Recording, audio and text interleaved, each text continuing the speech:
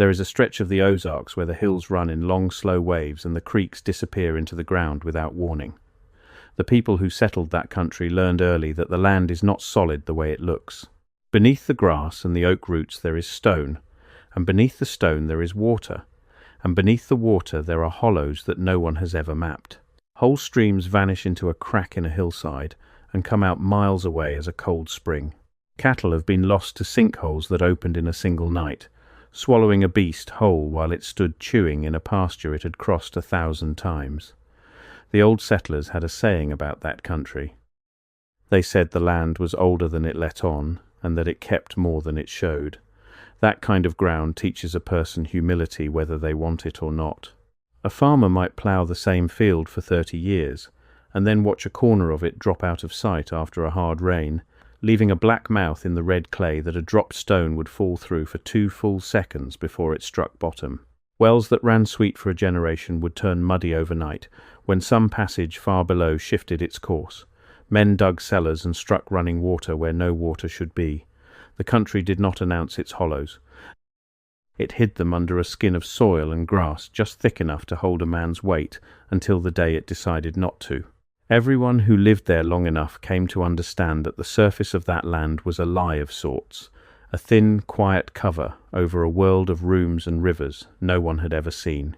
On a ridge above one of those vanishing creeks there once stood an orphanage. It was a plain brick building with a long porch and a bell on the roof, put up in the years after the war, when there were more children in that country than there were families able to keep them. Sickness took parents. Mine work and mill work took others, crushing a father under a fall of rock or drowning a mother's husband in a flooded shaft, and leaving behind children with no name to claim them and no table set for them anywhere. The county did what counties of that time did. It gathered the children who had no one, and it housed them together up on the ridge, and the people who ran the place did the best they could with what little the county sent them. By the autumn of 1911, there were near 60 children living there. They slept in long rooms under thin blankets, the small ones near the stove and the older ones by the draughty windows, and they rose before light to a cold floor and a colder wash basin. In the schoolroom they learned their letters at a scarred wooden desk from a woman who had come out from the city with more patience than pay. And they carried water, all day, in buckets, from the single well that stood in the yard behind the kitchen, because that well was the beating heart of the whole place, and had been since the building went up. When it began to fail that autumn, running slow and then muddy and then slower still, it was not an inconvenience. It was a slow emergency that would not wait for spring. That was the reason for the digging. A well that goes dry in the Ozarks is no small trouble. Water in that country hides deep, and a man who wants a reliable well must sometimes go down 30 or 40 feet through solid rock to find it. So in the last warm weeks of that year, the county sent 2 men with picks and a windlass and a long coil of rope to sink a new shaft behind the kitchen in the flat ground where the old garden had been. They were well diggers by trade, the older one grey and slow and sure, the younger one strong and quick, and between them they had opened more ground in that country than either could count. They marked out a circle in the dead garden and broke the sod. And for the first 2 days they found nothing but red clay and the broken chert that lies under all that country, hauling it up bucket by bucket while the children watched from a safe distance and were shooed back to their chores. On the 3rd day their picks stopped ringing against loose stone and began ringing against something that did not move. At first the men thought they had struck bedrock, and they were glad of it, because bedrock at least tells a digger where he stands. But bedrock does not have edges. It does not have corners. When they cleared the clay away from the thing they had struck, they found that it was flat, and that its surface had been dressed smooth, and that along one side it ran in a straight line, far too straight for anything the earth makes on its own. They had not struck the bottom of the world. They had struck the top of something. The men were not scholars. They were labourers who dug wells and graves and cellars for a living, and they had opened enough ground to know when a thing was wrong. What lay under their feet was worked stone. It had been cut and set by hands, and then it had been buried, or it had sunk, or the ground had risen over it across a span of time none of them could reckon. The older digger got down on his knees in the bottom of the pit and ran his rough palm across the surface for a long while, saying nothing, the way a man reads something he cannot quite believe. Then he stood and told the boy on the windlass to run down the ridge and fetch the man who ran the place. By evening, a small crowd of children stood at the lip of the pit in the failing light, watching a lantern move over that pale, smooth floor and throwing questions down into the hole that no one above could answer. They widened the hole over the next several days. With the children fed and the chores done, the two diggers and a few of the older boys cleared the clay back from the buried surface, and the more they cleared, the less sense it made. The flat stone was not one slab but many, fitted together so closely that a knife blade would not go between them. There was no mortar. The joints were tighter than any mason in that county could have cut them, and the men said as much, because a good mason knows the limit of his own craft, and knows when he is looking at something past it. The stone itself was pale, almost the colour of bone, and it was not the limestone or the sandstone that made up every other rock in that country. No one could say where it had come from. Near the centre of the cleared floor they found the top of an opening, a square cut straight down into the stone, and steps leading into the dark. Now a well is one thing. A well is honest work, and a man knows what he is about when he sinks one. But steps going down into the ground under an orphanage, cut by no one anyone could name, in country that had held nothing but forest a lifetime before, are another thing entirely.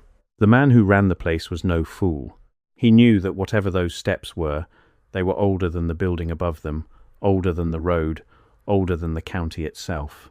And he had 60 children in his care, and a failing well and winter coming on. He did the sensible thing first. He sent word to the nearest town that they had found an old cellar, and he asked whether anyone knew of a house or a mission or a mill that had stood on that ridge before the orphanage was ever raised. No one did. The land records for that ridge went back only to the survey that had opened the country for settlement, and before that survey the ground was marked simply as unclaimed hill land, timber, and rock, no dwelling noted. The men who had first walked that ridge with axes remembered nothing but old forest, trees so broad that two men could not link arms around them, and no sign that any hand had shaped that ground before. If a building had ever stood on that spot, it had stood before any record the county kept, and it had left nothing above ground for the surveyors to find. Whatever the men had uncovered had been complete and buried before the first settler ever climbed that ridge with an axe on his shoulder. The forest itself, ancient as it was, had grown up over the top of it and known nothing of what it rooted in. Somebody had to go down the steps. The younger of the two diggers went first, with a lantern and a coil of rope tied around his chest, and the older man braced at the top to haul him back if the floor gave way. He counted the steps as he went down, out of a workman's habit of measuring things, and the count troubled him. There were more of them than the depth of the pit should have allowed, which meant the stair kept going down well past the level they had dug to, into ground that had never been opened by any tool of theirs. The air grew cooler and stiller with each step. He went down until the lantern showed him a floor, and then he stood at the bottom in a room. It was a chamber cut from the same pale stone as the steps and the floor above, square and low and dry. The air in it was still and cool, and carried no smell of rot or damp, which by itself was strange, because any cellar in that country fills with the smell of wet earth within a single season.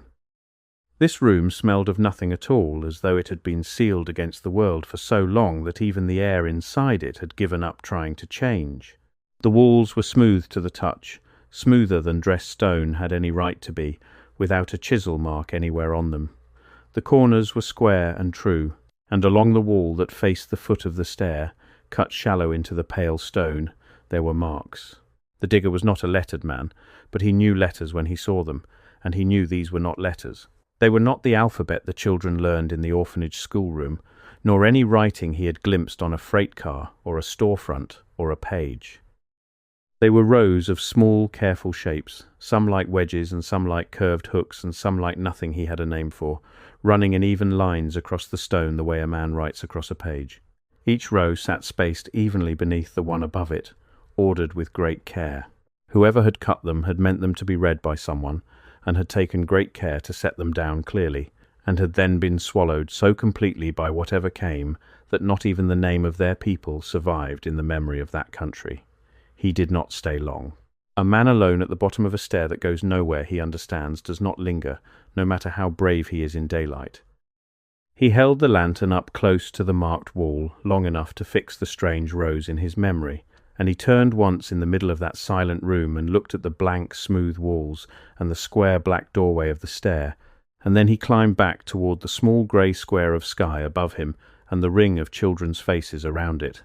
When he came up, he sat down on the edge of the pit for a good while and said nothing at all. When at last he did speak, all he said was that there was a room down there, and writing on the wall, and that it was old past telling. After that first descent, something changed in the two men. They kept working the site by day, clearing and measuring, but neither of them would go back down the stair once the sun dropped low over the ridge, and they let it be known plainly that they would not be argued with on the matter. The younger digger, who had gone down alone, took to keeping his lantern trimmed and lit long into the evenings, and the older one was heard to say that some doors are opened by accident and best left the way you found them. The children, for their part, made of the whole exactly what children make of any forbidden thing. They dared one another to lean out over the lip of the pit. They whispered after lights out about the writing on the wall and who might have carved it, and whether whoever it was might still be down there somewhere in the dark below the dark, waiting in that dry, sealed air for the sound of feet on the stair again. Word of the find spread the way such things do in hill country, quietly and then quickly, passed from a porch to a store to a church, until it had travelled farther than any of the children ever would. A man from a college was said to have come out to look at it, riding up the ridge road in a hired buggy, though the accounts do not agree on which college he came from, or even whether he ever truly came at all. What the accounts do agree on is that no one who saw the chamber could explain it. The stonework was finer than anything the settlers could do or had ever seen done. That pale stone matched nothing quarried anywhere in the region. The writing answered to no language the visitors knew, not the tongues of the old countries they had come from, and not the languages of the tribes who had lived in that country before them. And the sheer depth of the burial, the weight of clay and rock and root that had closed over that smooth floor, spoke of an age so great that it made the oldest history anyone could cite feel young and thin as a single season's grass. There is a way of thinking about a find like that which the people of that ridge came to on their own, without any scholar to guide them. They saw the fitted stone that no local mason could match, and the writing no living tongue could read, and the depth of earth that had swallowed the whole thing while a forest grew and aged and fell above it. Putting those things together the only way that made sense to them, they came to believe, in the plain, sure way that country people believe things, that there had been a world on that ridge before their world.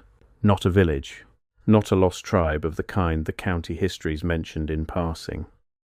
Something built and finished and orderly, raised by people who cut stone better than anyone living, people who wrote in careful rows and meant their words to last, and who were then covered over so completely by whatever ended them, that the survivors, if there were any survivors at all, left not one word behind that a living person could still understand.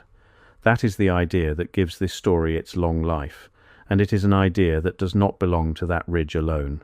All across that country, and far beyond it, there are stories cut from the same cloth. A cellar dug too deep strikes a wall that no settler built. Somewhere a quarry opens a hillside and finds a floor already laid beneath it, smooth and level and waiting. A flood pulls back from a riverbank and leaves a paved road running straight down into the water and out of sight. Each time, the thing uncovered is older than the settlers, finer than the settlers could make, and buried under more earth than any ordinary passage of years should account for. And each time the ground closes over it again, either by the choice of the frightened people who found it, or by the slow, patient work of the seasons, and the memory of it thins year by year until it is only a story told on a porch in the evening to children who half believe it. What happened to the chamber under the orphanage followed that same pattern to the letter. The man who ran the place had no money to excavate a ruin, and no wish to see his poor, failing institution turned into a spectacle, with strangers tramping up the ridge road to gawk at a hole in his garden, while 60 children went without water. Winter was coming, and the well still had to be dug. So the practical thing was done, as the practical thing usually is. The steps were covered over with plank and clay.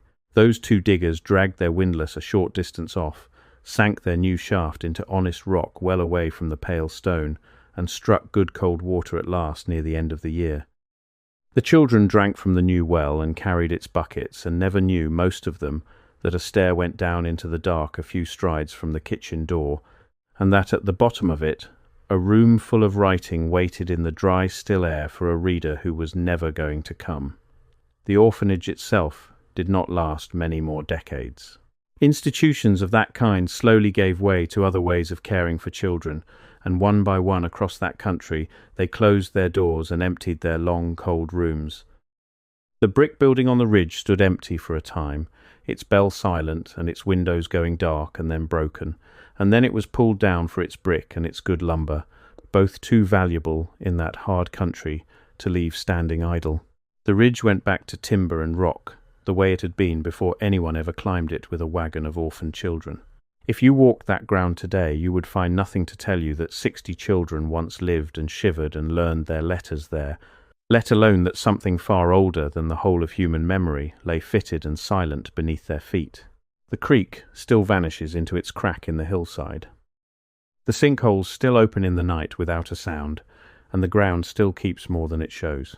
There is no marker on that ridge, no plaque set in stone, no fence, no line in any county history that a person could put a finger on and say, "Here, this is the place, this is where they found it."